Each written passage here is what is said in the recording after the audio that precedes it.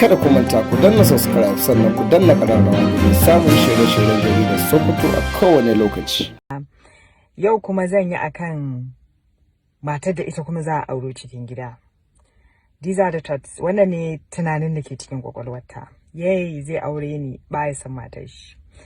Yay, zai aure ni matar shi bata iya girki ba, ko matar shi bata kula da shi, ko matar shi kasama ce, ko matar shi yay bata iya kwalliya ba, ko matar shi yay bata ba baki abinci, ko matar shi yay ta ishe shi, ta gundure shi, ko matar shi yay duk ta cika gida da 'ya'ya, ko matar shi yay ai ta tsufa.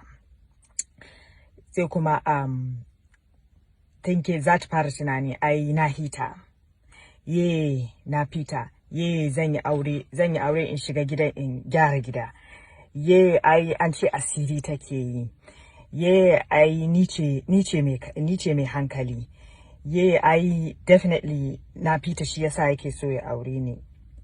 Yawwa zan shiga gidan in karɓe gidan da na shiga zan zo zan fara haihuwa. Ye zan yi sauri in haihu har in fita. Ye zan yi sauri ko dai in fita ko kuma in yi daidai da ita.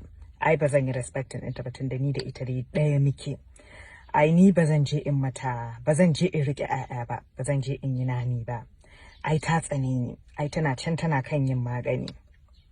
Ai a kuma to in na shiga, wadda ta shiga kenan, duk kuɗin shi akan yaran shi yake ƙarewa. Me yasa ya za a ce yana ba ta ita kuɗi kaza a gida, ni kuma yana bani kuɗi kaza, kuɗinta ya hina wa yawa. Duk lokutan da muke tare da shi za a kira a ce yara ba su lafiya, dan me zai tahi, me yasa zai tahi? Ai tsoronta yake yi, ai bata iya kwalliya ba, ai bata da ilimi, ai ba abin da ta iya, ai kazama ce, ai bata ma iya abinci ba, ai ni idan naje zan zama kamar matan novel, zan ringa dafa abinci, zan ringa dafa mishi wannan abinci cina iri 3 square meals, 10 square meals, 10 course meals, 3 course meals, dukan nan zan ringa saka kaya su 10. Why does she take off his time? Me yasa ko yaushe tana kan kiran shi, tana competing da ni, ya kamata in je in yi maganin ta. Yaushe zan kira shi da ba zan dame shi ba? Shin duk tunanin da ke kwakwalwarta a wani fannin kuma in na kira shi a so time zan shiga hakkin su. Am I intruding?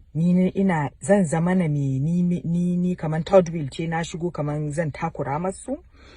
A wasu kuma zaka ga suna kokarin su kauce ma abin saboda sun ga yanda ya fara a wani gidan. Za ta ce ba ni son in shiga in zama matarka, ta riga ta yi setting wannan standard a gidanka, idan na zo zan yi intruding, amma she will insist a'a.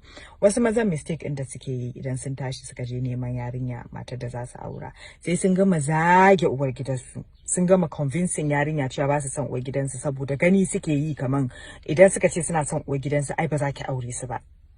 Sai kin gama zage ta sannan sai su zo sai su shigo, sai ki zo sai ki shigo, sai ki ga cewa bawan Allah na Hausan matar shi ke yi.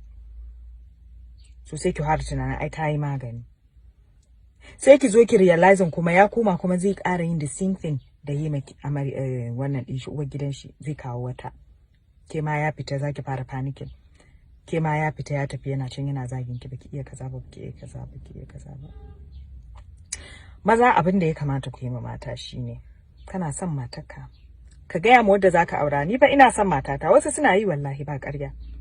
Ina son matata, ba ban son matata bane zan ƙara aure. Ina son matata zan ƙara aure ne kadai.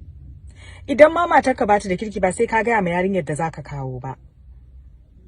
Kawai zan ƙara aure. Me yasa zaka ƙara aure? Ba sai kin sani ba. Ko kuma ka gaya mata really reason ɗinka, ba wai cewa matarka tana kaza ba sai kama matarka shiri ba. In ma matarka tana yi ba ma sai matarka wadda zaka aura ba sai ta sani ba. In dai kana neman zaman lafiya ba ka san tashi hankali da raini a cikin gidanka.